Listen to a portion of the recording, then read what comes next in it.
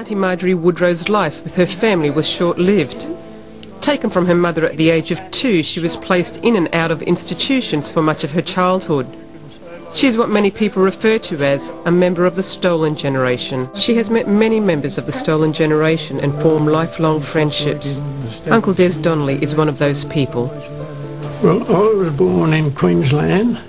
My mother was an Aboriginal woman and my father was a white man. I was 6 months old. I had no say in my life, and then whatsoever I come under the jurisdiction of the government. My mother was cooking us dinner, tea, and me and my brother John was outside playing in the dirt. She didn't hear the other people singing out the government car, government car. She didn't hear. And as she was cooking us dinner, we would just take her from the ground, shove her in the car, and I've never seen Mum again.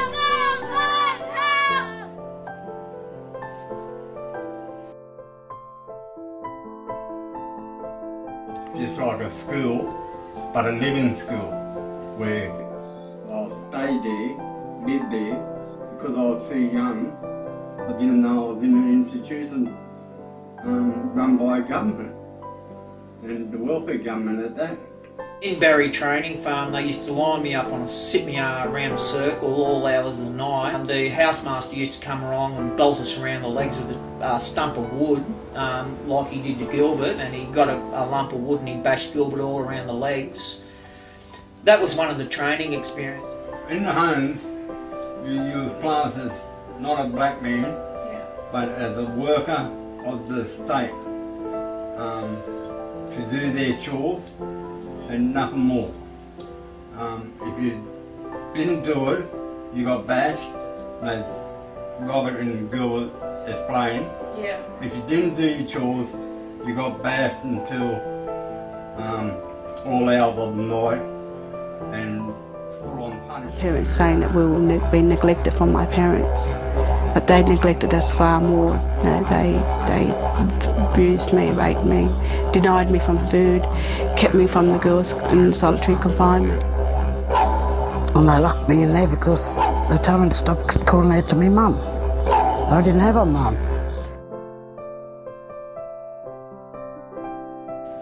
I move that today we honour the Indigenous peoples of this land, the oldest continuing cultures in human history. We reflect on their past mistreatment. We reflect in particular on the mistreatment of those who were stolen generations, this blemished chapter in our national history.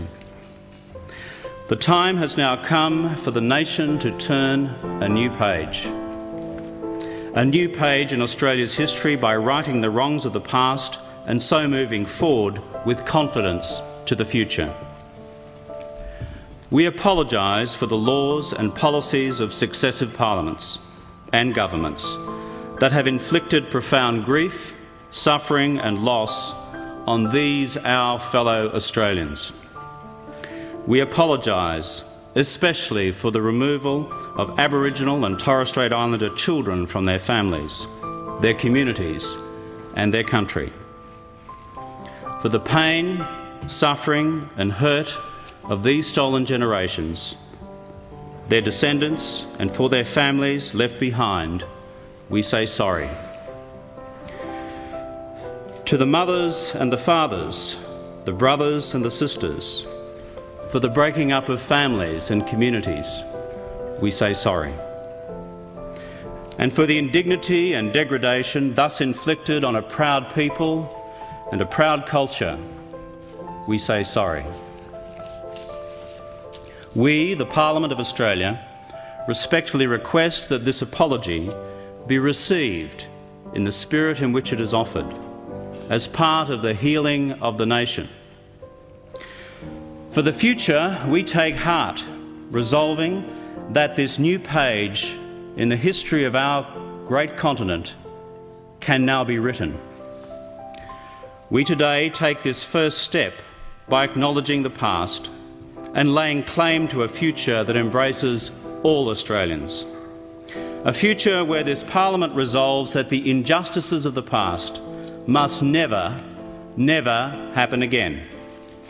A future where we harness the determination of all Australians, Indigenous and non-Indigenous, to close the gap that lies between us and life expectancy, educational achievement and economic opportunity.